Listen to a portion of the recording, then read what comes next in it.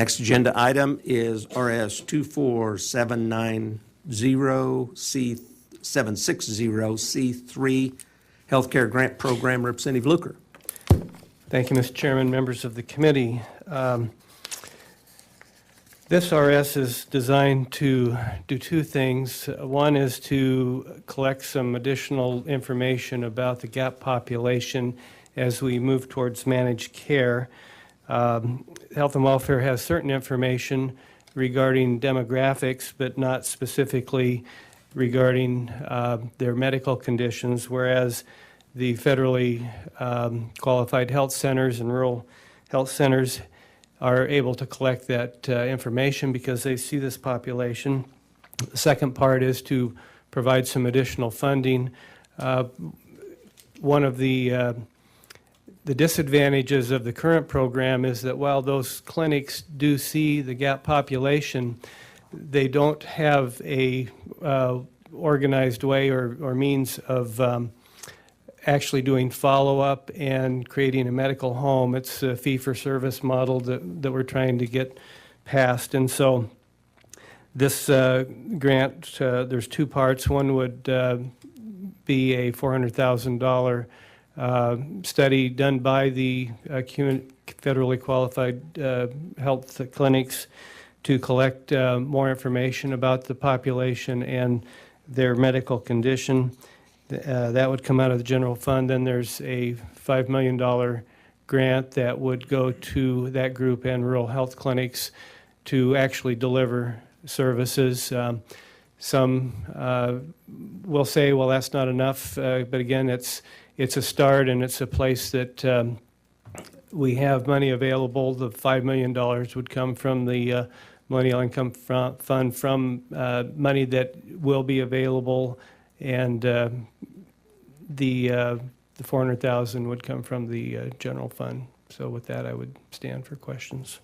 Thank you. Are there any questions, Representative Luker, Representative Rushi? Thank you, Mr. Chairman and Representative. So does this make an appropriation from the Millennium Fund? Representative Luker? Yeah, thank you, Mr. Chairman. You want me to comment on that? Or well, I can take a stab at it, and then you can. Mr. Chairman, Representative Rushi, does not specifically. There would be a third appropriation bill that covers those specifics. Mr. Chairman. Follow up? Thank you, Mr. Chairman and Representative. So this is, to my mind, the first time that we have bypassed the Millennium Fund Board in evaluating potential uses of Millennium Fund money. Is that the intent of the legislation? Representative, that's not what's going to happen. We're going to use the same mechanism we used when the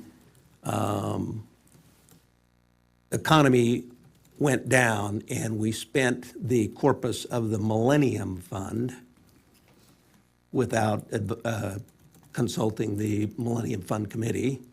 And what this does, the $5 million diverts the $5 million from the Master Tobacco Settlement that would go to the Millennium Fund.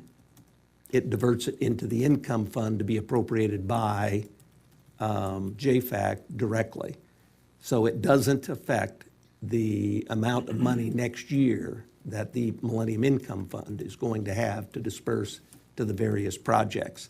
All it does is to take the annual corpus or annual revenue that would go into the Millennium Corpus for 2 years and divert it to this program.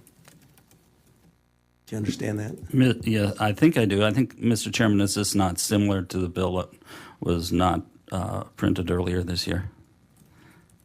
A portion of it was,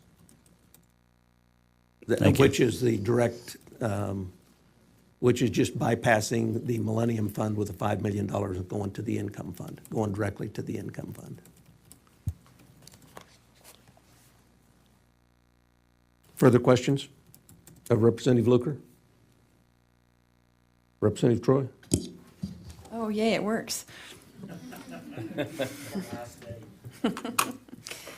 Mr. Chairman, I move to send RS24760C3 to the floor for a second reading, to the second reading calendar. it's And if I been, might speak to my motion. you bet, go ahead.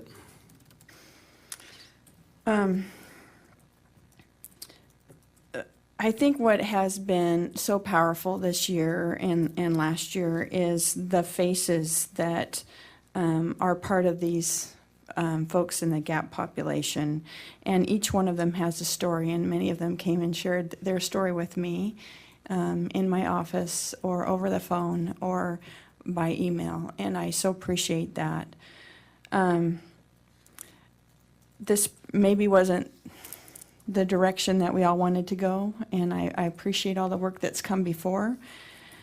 My kids know that there's seldom a back road that I drive by that I don't want to take. And I was visiting with a gal last night about how long it takes to get from Warm Lake to Twin Falls over the Forest Service roads. And this maybe wasn't the road we wanted to take, but it's going to take us longer to get there, but it's still, I'm confident, going to get us to where we want to go. And I feel that this grant is an effort to do something to help take care of folks while we're getting there. And I'm especially pleased that we've added the rural clinics to the other clinics in order to make sure we're covering the entire state of Idaho, because those backcountry roads go by those clinics. So thank you so much. Representative Redmond. Thank you, Chairman Witt. I'll be supporting the motion. I'm glad that we're finally moving forward with helping out the community health clinics who've been doing a great job, particularly Heritage Health up in my neck of the woods. And I think this will continue to advance towards a medical home, patient-centered medical home, and that's what I'm looking forward to getting accomplished and helping the 100% below poverty level. Thank you, Representative Rushi. Thank you, Mr. Chairman. And I would like to say that grants to the community clinics and the rural clinics is a good thing. But that's what this is. This is a grant to help them in their operations. We had testimony before us from Terry Riley Clinics that they're already patient-centered medical home for their patients. And they currently see 85% of the estimated number of GAP patients in their catchment area. So they're already doing this. Now, will they be able to have better cash flow? No doubt. So in that way, it's probably a good thing. I have problems with directing it from the Millennium Fund without a further discussion of that. But again, we're not going to have testimony. We're not going to have hearing. We're just going to send it. I don't think that anyone should be deceiving themselves to think that we're really doing something about health care for low income. This is a grant for the community clinics. This will help them in their cash flow, will help them do additional activities, but it will not provide coverage for the GAP group. And as far as needing data, I spent 11 to 12 years in the health insurance industry. I know how to build a premium. We have plenty of data to be able to tell how much care in this population is going to cost, whichever model we use, fee-for-service or a managed care model. 31 states have already developed products for this population, and in my experience and my understanding is we can do that now. We can tell you how much it's going to cost. What we can't do it, though, we can't do it without authorization to develop a product. And that's the thing that both of these actions today miss, is we miss the instructions to develop a coverage product. And I think that's a shame. Thank you. Further comments? Representative Chu. Thank you, Mr. Chairman. My voice struggles to speak because my mind is really struggling with what we've got before us today, because it seems to me that the last time we met, we were talking about reconsidering everything and moving forward to something that would actually do something. And I think in this very room, I heard the words of my colleagues, and that was that we didn't want to throw money at a study that we didn't need, and we didn't want to go home and do nothing. You know, the thing is that when we give a grant to our clinics, our rural clinics included, that is a good thing in some ways, but really, I've heard it said that it's a lose-lose, and I always work for a win-win. When we give them a small amount of money to help them take care of our 78,000 people, it comes with a high expectation that they be successful. It's not enough money to be able to care for these folks, and yet they'll be responsible for doing that. We have that expectation. So, you know, they've, in essence, been given something that will be a harder cross to bear, really.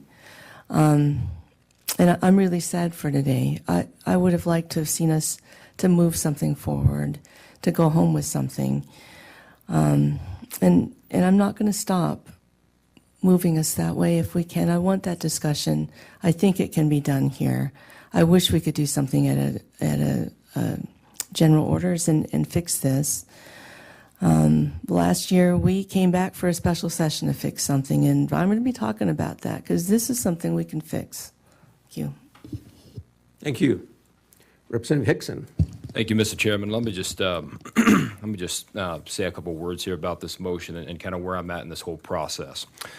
First and foremost, let me say that I have the utmost appreciation for those that have worked on this issue and tried to bring forward a solution. My heart goes out to those that are in the GAP population, no doubt about it. I have met with them and listened intently to their struggles and their stories. It's an everyday struggle that you are in, and I have a unique understanding of this because of how I grew up. I also understand, however, that the struggle that the middle-class taxpayer in Idaho is faced with year over year, and that struggle is also real.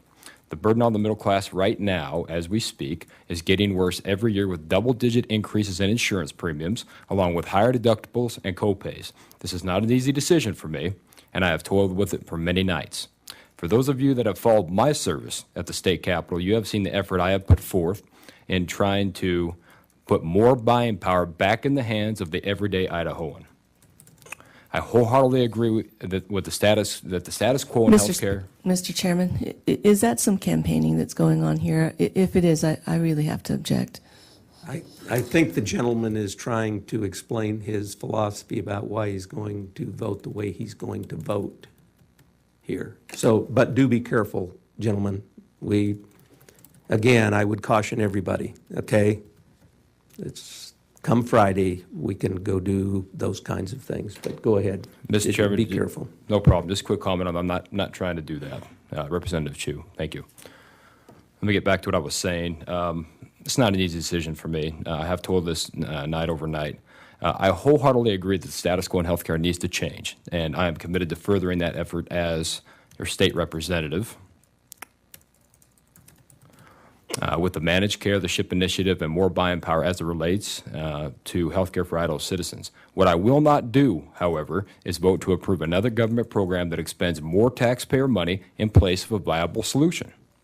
The best path forward in my mind is a healthcare system where patients have more buying power and the insurers and providers are engaged in a healthy competition. The state of Idaho already provides a tremendous amount of tax incentives to our providers, specifically for the purpose of taking care of the medically underserved. We also have the CAT Fund and INJIT programs that are doing their jobs in Idaho for this population. Mr. Chairman, I'm going to say that he's campaigning. Right. And Good gentleman, I think. I believe we have asked to not do that in this committee, and I would ask that be shut down. Okay. Wrap up pretty quickly and Okay. without philosophy. Sure. Thank you, Mr. Chairman. I apologize to the committee. That's not what I'm trying to do, but I will wrap it up. My point here is that we see healthcare costs and insurance premiums rising faster than what the average Idahoan can keep up with. We need to come up with a viable solution. What I see before me today is not a viable solution, and for these reasons, Mr. Chairman and committee, I will be voting no on the proposal. Thank you. Thank you. Further Comments? Mr. Chair, I do have, Representative Chu? I do have a comment. And, you know, the good gentleman's comments really bring forth something that really helps me be able to articulate my struggle here, because we talk about less government. You know, what we're looking at that I thought we'd be seeing today would have been less government. When we look at catastrophic fund and indigent stuff, that's the stuff that needs to go away. That's the kind of government stuff we don't need. We want something that works and works for the people.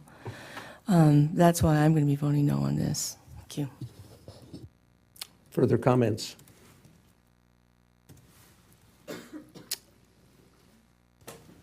The chair would just like to thank everyone involved in this process in the last week or so. Well, the process of the whole session, for that matter. It has come to a head in the last week, but there were efforts ongoing all session long. Most behind the scenes, but there were efforts going most every day. And I want to thank everybody. I want to thank everybody for coming to some kind of a solution. And it may be the best we can get, because I don't know that anybody's happy.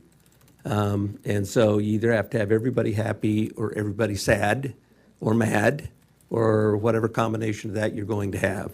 But anyway, I personally want to thank all of the committee members for your good work this session. We will have a brief meeting tomorrow that we can talk a little bit about the minutes, et cetera. So any further motions?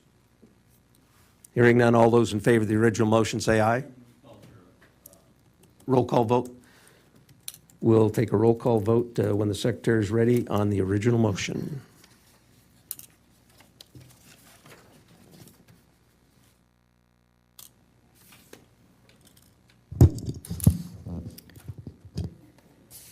Chairman Wood. Aye. Vice Chairman Packer. Yes. Representative Hickson. No. Representative Perry. Representative Romrell. Representative Vandewoude. Representative Beeler. Representative Redmond. Yes. Representative Troy. Yes.